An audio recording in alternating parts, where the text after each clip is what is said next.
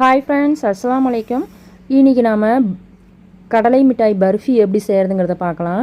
வீட்டில் நிலக்கடலை இருந்துச்சுன்னா உங்கள் குழந்தைங்க ஸ்நாக்ஸ் கேட்டால் டக்குன்னு இதை செஞ்சு கொடுங்க. இது ரொம்பவே ஹெல்த்தியானதும் கூட, ரொம்ப ரொம்ப டேஸ்டானது. கடையில் சாக்லேட்டு அந்த மாதிரி ஐட்டம்லாம் வாங்கி கொடுக்குறதுக்கு நம்ம வீட்லேயே நம்ம ஈஸியாக செஞ்சு கொடுத்துடலாம்.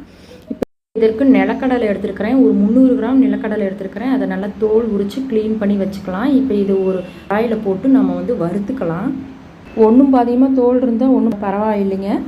இதை நல்லா வறுத்ததுக்கப்புறம் இதை தனியாக இருக்கட்டும். நெக்ஸ்ட்டு வேறு ஒரு பாத்திரத்தில் நான் வெல்லத்தை போட்டுக்கிட்டேன். வெல்லம் போடுறதுக்கு நான் தண்ணி ஒரு அரை கப்பு அளவுக்கு ஊற்றிக்கலாம். 300 கிராம் நான் நிலக்கடலை எடுத்துருக்கிறேன், அதுக்கு நம்ம 300 கிராம் வெல்லம் எடுத்துக்கலாம்.